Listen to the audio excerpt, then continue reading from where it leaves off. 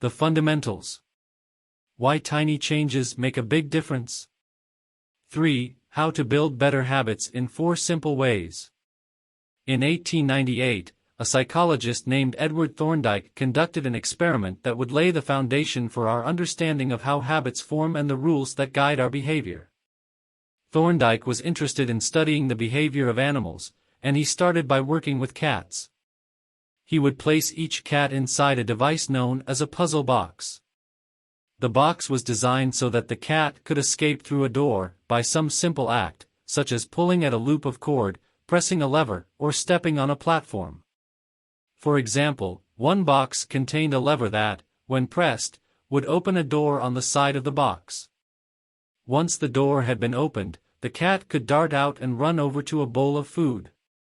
Most cats wanted to escape as soon as they were placed inside the box. They would poke their nose into the corners, stick their paws through openings, and claw at loose objects. After a few minutes of exploration, the cats would happen to press the magical lever, the door would open, and they would escape. Thorndike tracked the behavior of each cat across many trials. In the beginning, the animals moved around the box at random. But as soon as the lever had been pressed and the door opened, the process of learning began. Gradually, each cat learned to associate the action of pressing the lever with the reward of escaping the box and getting to the food.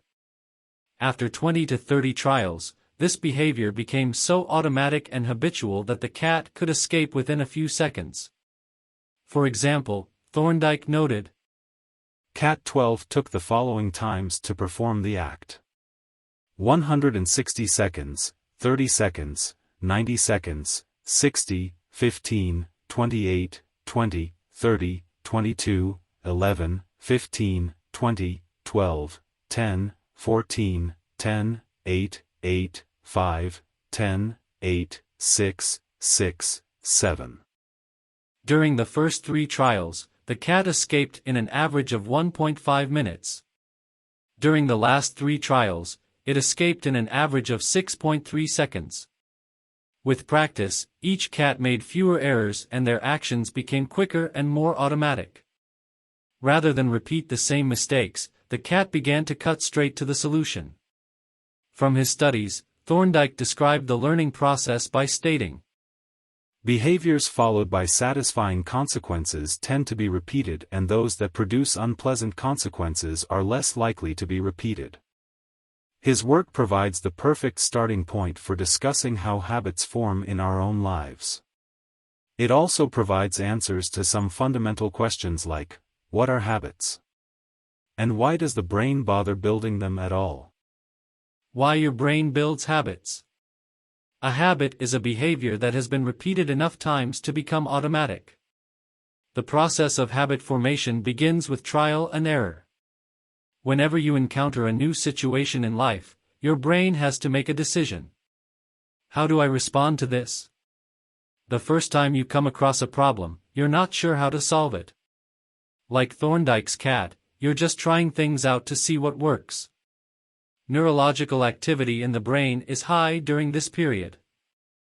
You are carefully analyzing the situation and making conscious decisions about how to act. You're taking in tons of new information and trying to make sense of it all. The brain is busy learning the most effective course of action. Occasionally, like a cat pressing on a lever, you stumble across a solution. You're feeling anxious, and you discover that going for a run calms you down. You're mentally exhausted from a long day of work, and you learn that playing video games relaxes you. You're exploring, and then, bam, a reward. After you stumble upon an unexpected reward, you alter your strategy for next time. Your brain immediately begins to catalog the events that preceded the reward. Wait a minute, that felt good. What did I do right before that? This is the feedback loop behind all human behavior: try, fail, learn, try differently. With practice, the useless movements fade away and the useful actions get reinforced. That's a habit forming. Whenever you face a problem repeatedly, your brain begins to automate the process of solving it. Your habits are just a series of automatic solutions that solve the problems and stresses you face regularly. As behavioral scientist Jason Rea writes, habits are, simply, reliable solutions to recurring problems in our environment. As habits are created, the level of activity in the brain decreases. You learn to lock in on the cues that predict success and tune out everything else. When a similar situation arises in the future, you know exactly what to look for. There is no longer a need to analyze every angle of a situation. Your brain skips the process of trial and error and creates a mental rule: if this, then that. These cognitive scripts can be followed automatically whenever the situation is appropriate. Now, whenever you feel stressed, you get the itch to run. As soon as you walk in the door from work, you grab the video game controller. A choice that once required effort is now automatic. A habit has been created. Habits are mental shortcuts learned from experience. In a sense, a habit is just a memory of the steps you previously followed to solve a problem in the past.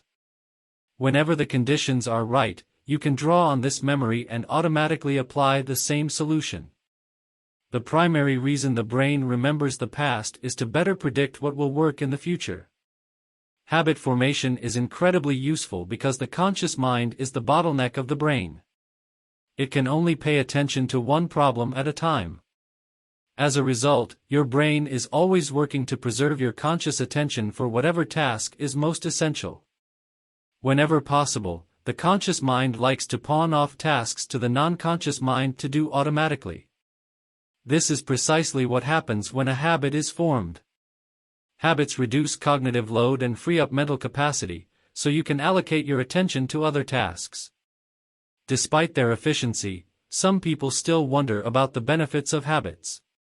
The argument goes like this: will habits make my life dull? I don't want to pigeonhole myself into a lifestyle I don't enjoy. Doesn't so much routine take away the vibrancy and spontaneity of life? Hardly. Such questions set up a false dichotomy. They make you think that you have to choose between building habits and attaining freedom. In reality, the two complement each other. Habits do not restrict freedom. They create it. In fact, the people who don't have their habits handled are often the ones with the least amount of freedom. Without good financial habits, you will always be struggling for the next dollar. Without good health habits, you will always seem to be short on energy. Without good learning habits, you will always feel like you're behind the curve. If you're always being forced to make decisions about simple tasks: when should I work out, where do I go to write, when do I pay the bills, then you have less time for freedom. It's only by making the fundamentals of life easier that you can create the mental space needed for free thinking and creativity. Conversely, when you have your habits dialed in and the basics of life are handled and done, your mind is free to focus on new challenges and master the next set of problems. Building habits in the present allows you to do more of what you want in the future. The science of how habits work. The process of building a habit can be divided into 4 simple steps: cue, craving, response, and reward. Breaking it down into these fundamental parts can help us understand what a habit is, how it works, and how to improve it. This 4-step pattern is the backbone of every habit, and your brain runs through these steps in the same order each time. First, there is the cue. The cue triggers your brain to initiate a behavior. It is a bit of information that predicts a reward. Our prehistoric ancestors were paying attention to cues that signaled the location of primary rewards like food, water, and sex. Today, we spend most of our time learning cues that predict secondary rewards like money and fame, power and status, praise and approval, love and friendship, or a sense of personal satisfaction. Of course, these pursuits also indirectly improve our odds of survival and reproduction, which is the deeper motive behind everything we do. Your mind is continuously analyzing your internal and external environment for hints of where rewards are located. Because the cue is the first indication that we're close to a reward, it naturally leads to a craving. Cravings are the second step, and they are the motivational force behind every habit. Without some level of motivation or desire, without craving a change, we have no reason to act. What you crave is not the habit itself but the change in state it delivers. You do not crave smoking a cigarette, you crave the feeling of relief it provides. You are not motivated by brushing your teeth but rather by the feeling of a clean mouth. You do not want to turn on the television, you want to be entertained. Every craving is linked to a desire to change your internal state. This is an important point that we will discuss in detail later. Cravings differ from person to person. In theory, any piece of information could trigger a craving, but in practice, people are not motivated by the same cues. For a gambler, the sound of slot machines can be a potent trigger that sparks an intense wave of desire. For someone who rarely gambles, the jingles and chimes of the casino are just background noise. Cues are meaningless until they are interpreted. The thoughts, feelings, and emotions of the observer are what transform a cue into a craving. The third step is the response. The response is the actual habit you perform, which can take the form of a thought or an action. Whether a response occurs depends on how motivated you are and how much friction is associated with the behavior. If a particular action requires more physical or mental effort than you are willing to expend, then you won't do it. Your response also depends on your ability. It sounds simple, but a habit can occur only if you are capable of doing it. If you want to dunk a basketball but can't jump high enough to reach the hoop, well, you're out of luck. Finally, the response delivers a reward. Rewards are the end goal of every habit. The cue is about noticing the reward. The craving is about wanting the reward. The response is about obtaining the reward. We chase rewards because they serve two purposes: 1, they satisfy us, and 2, they teach us. The first purpose of rewards is to satisfy your craving. Yes, rewards provide benefits on their own. Food and water deliver the energy you need to survive. Getting a promotion brings more money and respect. Getting in shape improves your health and your dating prospects. But the more immediate benefit is that rewards satisfy your craving to eat or to gain status or to win approval. At least for a moment, rewards deliver contentment and relief from craving. Second, rewards teach us which actions are worth remembering in the future. Your brain is a reward detector. As you go about your life, your sensory nervous system is continuously monitoring which actions satisfy your desires and deliver pleasure. Feelings of pleasure and disappointment are part of the feedback mechanism that helps your brain distinguish useful actions from useless ones. Rewards close the feedback loop and complete the habit cycle. If a behavior is insufficient in any of the 4 stages, it will not become a habit. Eliminate the cue and your habit will never start. Reduce the craving and you won't experience enough motivation to act. Make the behavior difficult and you won't be able to do it.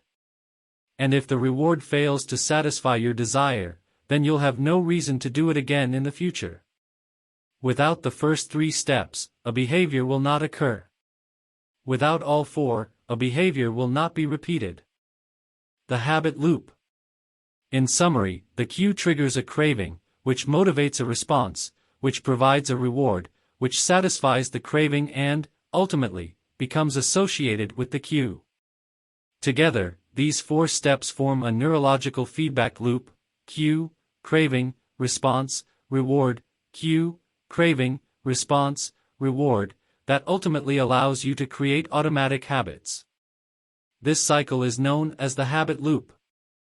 This 4-step process is not something that happens occasionally, but rather it is an endless feedback loop that is running and active during every moment you are alive, even now.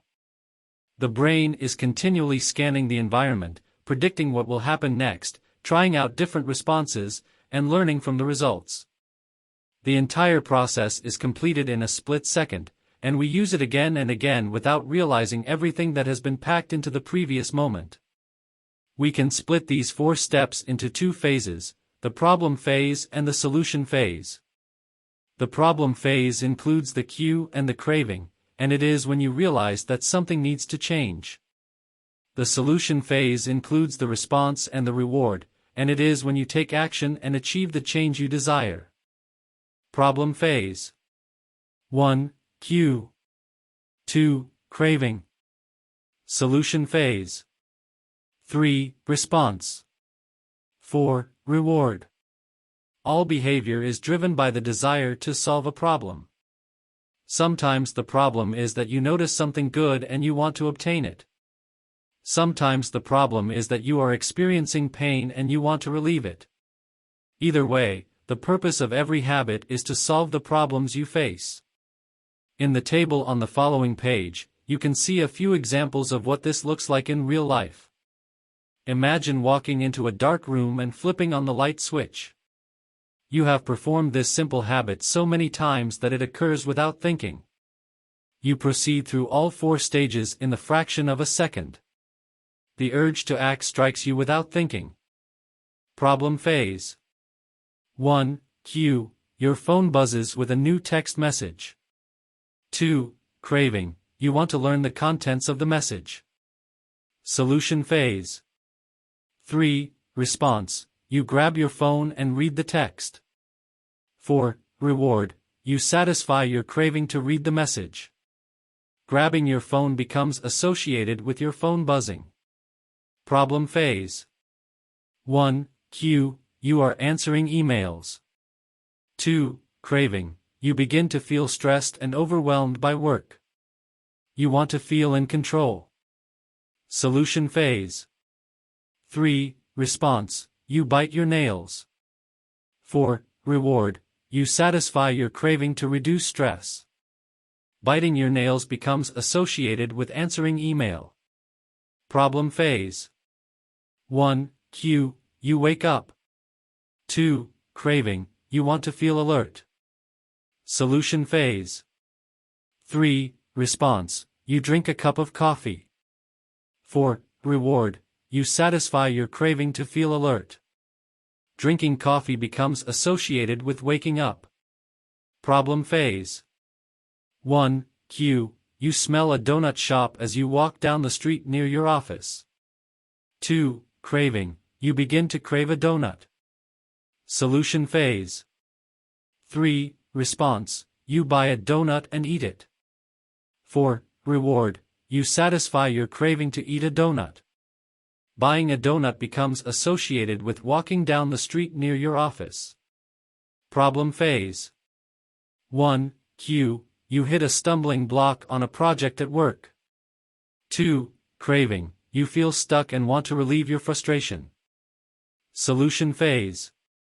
3. Response. You pull out your phone and check social media. 4. Reward. You satisfy your craving to feel relieved.